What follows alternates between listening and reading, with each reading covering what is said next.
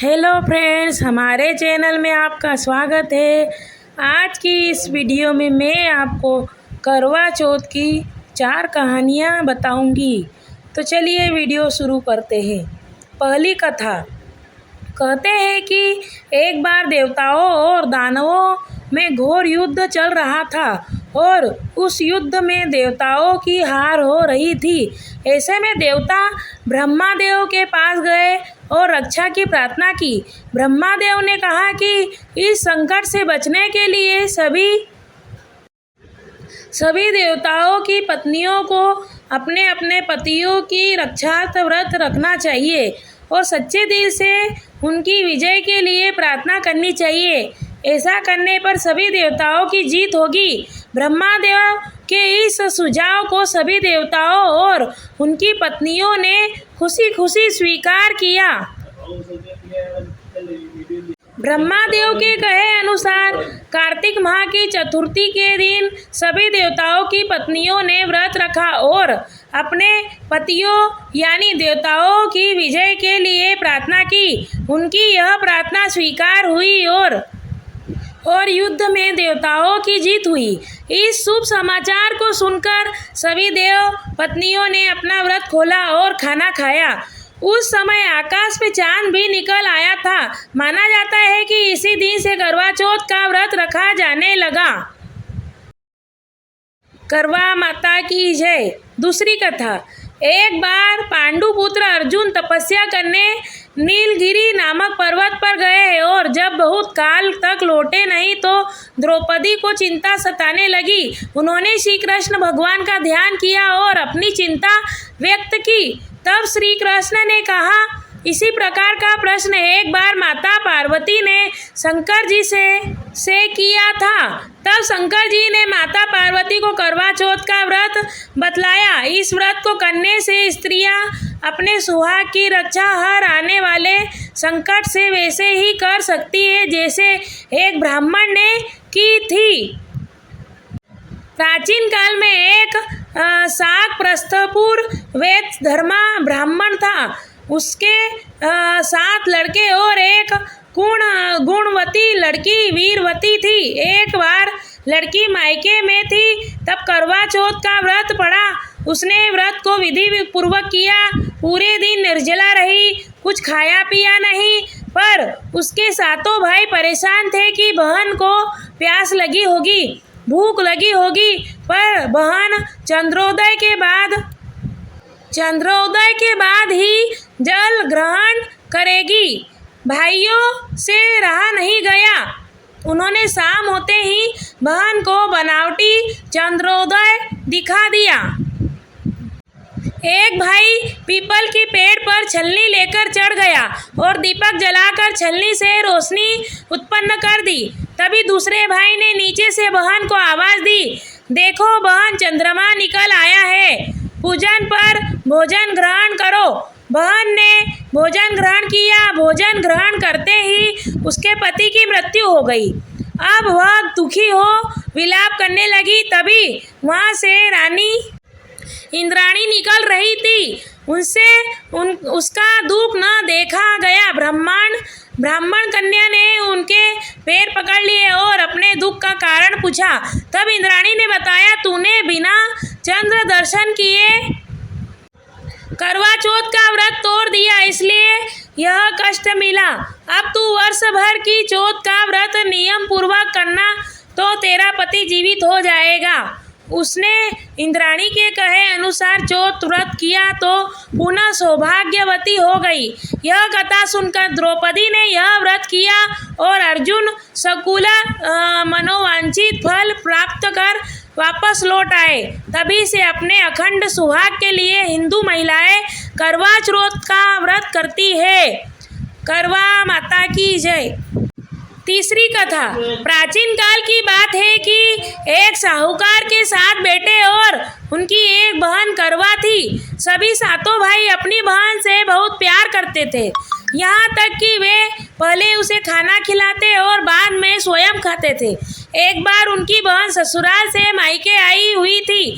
शाम को भाई जब अपना व्यापार व्यवसाय बंद कर घर आए तो देखा उनकी बहन बहुत व्याकुल थी। सभी भाई खाना खाने बैठे और अपनी बहन से भी खाने का आग्रह करने लगे, लेकिन बहन ने बताया कि उसका आज चौथ का निर्जल व्रत है और वह खाना सिर्फ चंद्रमा को देखकर उसे अर्घ देकर ही खा सकती है। चूंकि चंद्रमा अभी तक नहीं निकला, इसलिए वह भूख प्यास से व्याकुल हो उठी। सबसे छोटे भाई को अपनी बहन की हालत देखी नहीं जाती और वह दूर पीपल के पेड़ पर एक दीपक जलाकर छलनी की ओट में रख देता है। दूर से देखने पर वह ऐसा प्रतीत होता है कि जैसे चतुर्थी का चांद उदित हो रहा हो। इसके बाद भाई अपनी बहन को बताता है कि चांद निकल आया, तुम उसे अर्घ देने के बाद भोजन कर सकती हो। बहन खुशी के मारे सीढ़ियों पर चढ़कर चांद को देखती है, उसे अर्घ देकर खाना खाने बैठ जाती है। डालती है तो उसे छींक आ जाती है। दूसरा टुकड़ा डालती है तो उसमें बाल निकल आता है और जैसे ही तीसरा टुकड़ा मुंह में डालने की कोशिश करती है तो उसके पति की मृत्यु का समाचार उसे मिलता है। वह बौखला जाती है। उसकी भाभी उसे सच्चाई से अवगत कराती है कि उसके साथ ऐसा क्यों हुआ है। करवा चौथ का व्रत गलत तरीके से टूटने के कारण सच्चाई जानने के बाद करवा निश्चय करती है कि वह अपने पति का अंतिम संस्कार नहीं होने देगी और अपने अस्तित्व से उन्हें पुनर्जीवन दिलाकर रहेगी।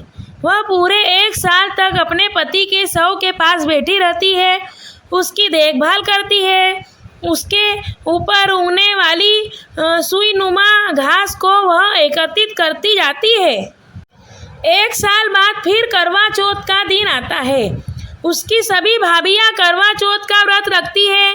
जब भाभियाँ उससे आशीर्वाद लेने आती है तो वह प्रत्येक भाभी से यम सुई ले लो, प्रिय सुई दे दो, मुझे भी अपनी जैसी सुहागिन बना दो, ऐसा आग्रह करती है। लेकिन हर बार भाभी उसे अगली भाभी से आग्रह करने का कह चली जाती है।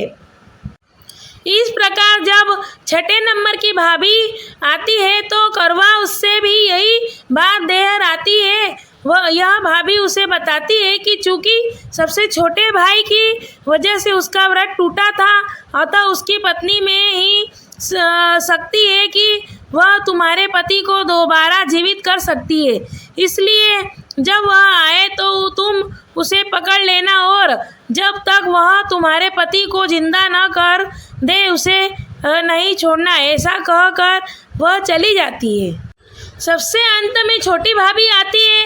करवा उनसे भी सुहागिन बनने का आग्रह करती है, लेकिन वह टाल मटोली करने लगती है। इसे देख करवा उन्हें जोर से पकड़ लेती है और अपने सुहाग को जिंदा करने के लिए कहती है। भाभी उससे छुड़ाने के लिए नोचती है, खसोटती है, लेकिन करवा नहीं छोड़ती है। अंत में उसकी तपस्या को देख भाभी पसीज जाती है और अपनी छोटी अंगुली को चीरकर उसमें से अमृत उसके पति के मुंह में डाल देती है। करवा का पति तुरंत श्री गणेश कहता हुआ उठ बैठता है। इस प्रकार प्रभु कृपा से उसकी छोटी भाभी के माध्यम से करवा को अपना सुहाग वापस मिल जाता है। हे श्री गणेश, माँ गौरी, जिस प्रकार करवा को चिर सुहागन का वरदान आपने मिला है, वैसे ही सब सुहागिनों को मिले। श्री गणेश जी की जय। करवा माता की जय। चौथी पौराणिक कथा। कहते हैं कि करवा नाम की एक पतिव्रता धोबिन अपने पति के साथ तुंगभद्रा नदी के किनारे स्थित गांव में रहती थी। उसका पति बूढ़ा और निर्बल था। एक दिन जब वह नदी के किनारे कपड़े धो रहा था, तभी अचानक एक मगरमच्छ वहां आया और धोबी के पैर अपने दांतों में दबाकर यमलोक की ओर से ले जाने लगा। वृद्ध पति यह देख घबराया और जब उससे कुछ कहते नहीं बना तो वह करवा कहकर पुकारने लगा। पति की पुकार सुनकर धोबिन करवा वहां पहुंची तो मगरमच्छ उसके पति को यमलोक पहुंचाने की ही वाला था। तब करवा ने मगर को कच्चे धागे से बांध दिया और मगरमच्छ को लेकर यमराज के द्वार पहुंची। उसने यमराज से अपने पति की रक्षा करने की गुहार लगाई और साथ ही यह भी कहा कि मगरमच्छ को उसके इस कार्य के लिए कठिन से कठिन दंड देने का आग्रह किया और बोली, हे भगवान, मगरमच्छ ने मेरे पति के पैर पकड़ लिए हैं। आप मगरमच्छ को इस अपराध के लिए दंड स्वरूप नरक भेज दे। करवा की पुकार सुन यमराज ने कहा, अभी मगरमच्छ की आयु शेष है, मैं उसे अभी यमलोक नहीं भेज सकता। इस पर करवा ने कहा, अगर आपने मेरे पति को बचाने में मेरी सहायता नहीं की तो मैं आपको श्राप दूंगी और नष्ट कर दूंगी। करवा का साहस देख यमराज भी डर गए और मगर को यमपुरी भेज दिया। साथ ही करवा के पति को दीर्घायु होने का वरदान दिया। तब से कार्तिक कृष्ण की चतुर्थी को करवा चौथ व्रत का प्रचलन में आया, जिसे इस आधुनिक युग में भी महिलाएं अपने पूरी भक्ति भाव के साथ करती है और भगवान से अपनी पति की लंबी उम्र की कामना करती है। करवा माता की जय, गणेश जी की जय। अगर आपको मेरी वीडियो अच्छी लगी हो तो प्लीज़ मेरे चैनल को लाइक करिए, सब्सक्राइब करिए एंड शेयर करिए। धन्यवाद।